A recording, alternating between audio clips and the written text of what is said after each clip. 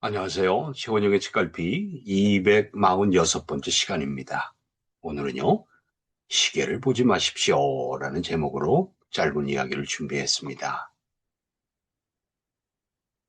어느 날 연구에 몰입해 있는 에디슨에게 한 방문객이 아들을 데리고 찾아와서 이렇게 말을 합니다. 선생님, 이 아이에게 평생의 좌우명이 될 만한 한 말씀을 해주십시오. 그렇지만 연구에 몰두해 있던 에디슨의 입은 굳게 닫혀 있었고 초조해진 방문객은 자꾸 시계를 들여다보았습니다. 유학을 떠나는 아들의 비행기 탑승 시간이 가까워졌기 때문이죠. 그때 에디슨이 말합니다. 시계를 보지 마세요. 시계를 보지 말라는 것은 그 이 순간 몰입하라는 겁니다. 자신의 일에 몰두해 있는 사람이라면 시간에 구애받지 않겠죠. 독자 여러분도 가끔 경험하신 적이 많을 텐데요. 한참 일하다가 우연히 시계를 보니까 벌써 몇 시간이 훌쩍 지난 것들 말입니다. 몰입의 법칙, 김용욱 선생이 쓰신 책인데요. 왼쪽에 있죠. 여기 나오는 에디슨 그리고 혼다 자동차의 창업주 이야기를 전해드립니다. 우선 에디슨입니다. 결혼식 당일날 밤 신방에 드는 것도 잊은 채로 에디슨은 실험에 몰두했다고 합니다. 결혼 후에도 몇 달 동안 실험실에서 아내가 가져온 음식으로 지내기도 했고요. 마지막 작업을 완성하려는 순간에는 60여 시간 동안 물 마시는 것도 잊고 음식도 거른 채로 미친 듯이 몰두했습니다. 혼다 자동차의 경우 어떤가요? 창업한 우리 혼다 소이치로 사장 역시 몰입의 천재였다고 하는데요. 실험실에서 연구를 하던 혼다에게 부인이 이렇게 말을 했습니다. 여보, 오늘은 아무리 바빠도 하나밖에 없는 여동생 결혼식이니까 꼭 식장에 오셔야 돼요.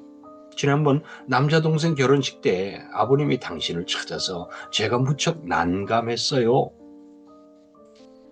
한참 연구 중인 남편이 잠시 화장실 간 사이 부인이 꾀를 냈습니다. 화장실에서 돌아온 혼다가 중얼거립니다. 아니 이게 뭐야? 안경에 뭐가 붙어있네? 껌인가? 아, 왜 지금까지 모르고 있었지? 아니 이건 마누라 글씨 아니야? 어디 보자. 아, 오늘이 여동생 결혼식이지. 부인이 메시지를 적어서요. 안경에 매달아 둔 것이었어요. 결혼식 당일날 그 신방에 드는 것도 잊을 정도로 또 자기 여동생 결혼식이 있다는 것도 잊을 정도로 자기 일에 몰입을 했기에 오늘날의 에디슨과 혼다 자동차가 있는 건 아닐까 싶습니다. 안도현 시인은 나는 당신입니다 라는 자신의 책에서 체르닌과 밀러의 산문집 피카소의 이발소에 나오는 이야기 하나를 전하고 있는데요. 제가 전해드리겠습니다. 피카소는 살면서 사소한 일상에 결코 시간을 낭비하지 않았습니다. 더 이상 지내기가 힘들어질 정도로 집안에 물건이 가득 차면 그는 그걸 치우는 것이 아니라 그냥 다른 집으로 이사를 갔다고 합니다. 누구에게나 같은 양의 에너지가 잠재되어 있기 마련이야. 하지만 사람들은 보통 여러 가지 하찮은 일에 정력을 소비하고 말지. 그런데 나는 단 한 가지 일, 즉 그림에만 내 에너지를 소비할 뿐이야. 그림을 위해 다른 모든 것은 희생될 것이며 거기에다 너를 비롯한 모든 사람, 그리고 물론 나 자신까지도 포함되겠지. 이거를 전하면서 저자는 이렇게 자신의 생각을 담았습니다. 그가 어떻게 세계적인 화가가 되었는지 유추할 수 있는 대목이다.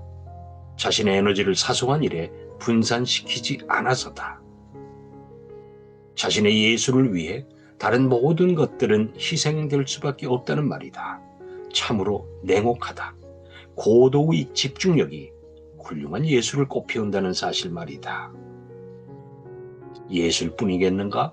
사랑이든 돈벌이든 노동이든 놀이든 그 목표를 향한 열정적인 집중이 중요하다.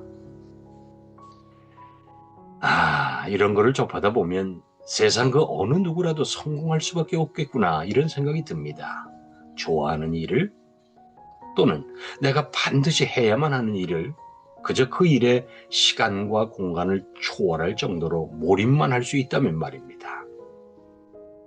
그래서 시계를 보지 말라라는 에디슨의 가르침을 오래오래 기억을 하면 어떨까 싶습니다. 네, 오늘까지 몇 번에 걸쳐서 몰입에 대한 이야기, 이 몰입이 행복을 어떻게 이끄는지, 왜 이끄는지 그런 얘기를 주로 했는데요. 이제 다음 시간부터는 다른 주제를 가지고 또 이야기를 나눠보도록 하겠습니다. 최원영의 시갈피 246번째 시간, 시계를 보지 마시오라는 제목으로 이야기를 나누어 보았습니다. 고맙습니다, 여러분. 감기 조심하시고요. 다음 주 월요일 또 반갑게 건강한 모습으로 뵙게 되길 바라겠습니다. 고맙습니다.